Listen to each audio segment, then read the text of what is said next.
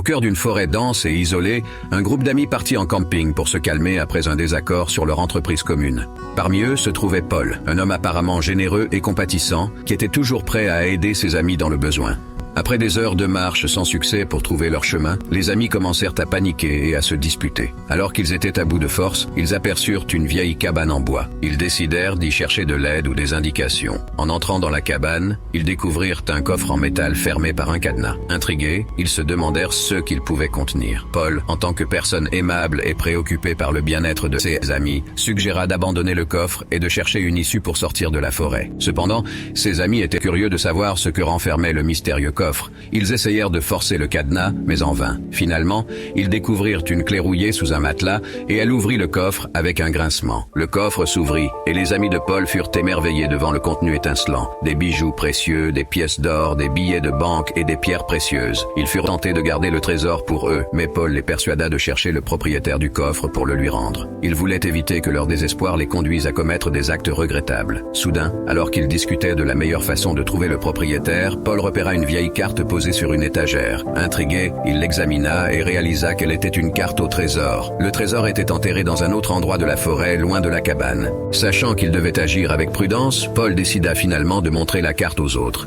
Avait-il bien fait? Paul se posait ouvertement la question devant ses amis qui lui dirent aussitôt « Tu es trop naïf, Paul ». Finalement, les amis de Paul décidèrent de partir à la recherche du véritable trésor, suivant les indices de la carte. Alors que ses amis partaient en quête du trésor, Paul les regarda s'éloigner dans la forêt. Une fois seul, il resta dans la cabane. Il attendit patiemment, très patiemment, peut-être un peu trop. Paul alla vers la chambre abandonnée où la carte se trouvait et il sortit une tablette neuve qui se trouvait dans une armoire. Il se mit à regarder un film sur cette tablette comme si tout était normal. 2 ou 3 jours passèrent et il n'y avait toujours aucun signe de ses amis. Dans la cabane, il y avait étrangement de la nourriture et de l'eau, assez pour que Paul puisse y rester longtemps. Paul semblait pourtant serein face à cette situation étrange et il avait de quoi s'occuper. Paul, après 5 jours sans nouvelles, décida de s'éloigner de la cabane et retrouva son camp d'origine. Paul contacta les autorités et montra qu'il était très inquiet pour ses amis disparus. Aucun de ses amis ne fut jamais retrouvé. Paul finit par obtenir l'entreprise qu'ils avaient montée ensemble, à lui tout seul. Son plan machiavélique avait fonctionné. Ce que ses amis ignoraient, c'est que Paul avait créé cette carte lui-même et que le trésor était complètement faux. Il savait que la carte les mènerait à un ravin dangereux, sujet à des éboulements de terrain. Tout cela faisait partie de son plan pour se débarrasser d'eux,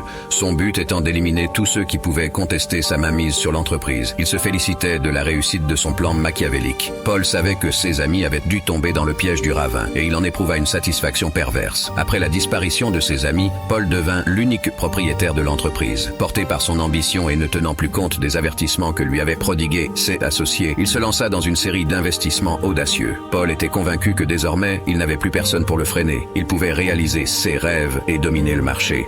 Il décida d'agrandir l'entreprise en investissant dans de nouvelles machines ultra performantes. Il négligea les considérations budgétaires, persuadé qu'il pouvait tout se permettre. Après tout, ses amis ne pouvaient plus contester ses choix. Il se félicitait d'avoir éliminé tous les obstacles qui se dressaient sur son chemin. Cependant, un jour, Paul reçut la visite inattendue d'un inspecteur de la brigade financière. Ce dernier l'informa qu'une enquête avait été ouverte concernant des malversations au sein de son entreprise, notamment des détournements de fonds. Paul était stupéfait. S'il y avait bien une chose où il était honnête, c'était dans la gestion de son entreprise. Mais les faits étaient là. L'entreprise n'avait plus aucune trésorerie. Le cauchemar de Paul ne faisait que commencer. Il découvrit qu'il était le principal suspect dans cette affaire de détournement de fonds dont il était pourtant innocent. Son entreprise, autrefois prospère, était désormais ruinée. Si ses amis étaient encore là, ils auraient pu l'aider à prouver son innocence et se dénoncer comme responsable. Paul réalisa qu'en éliminant ses amis, il avait perdu les seules personnes qui auraient pu le sauver. Le verdict tomba. Paul fut jugé coupable de malversation dans son entreprise. Il fut condamné à une longue peine de prison et à rembourser d'énormes dettes. Sa vie était désormais brisée. Assis dans sa cellule, Paul se demandait si ses amis n'avaient pas eu finalement la meilleure part, échappant à cette vie de misère qui l'attendait.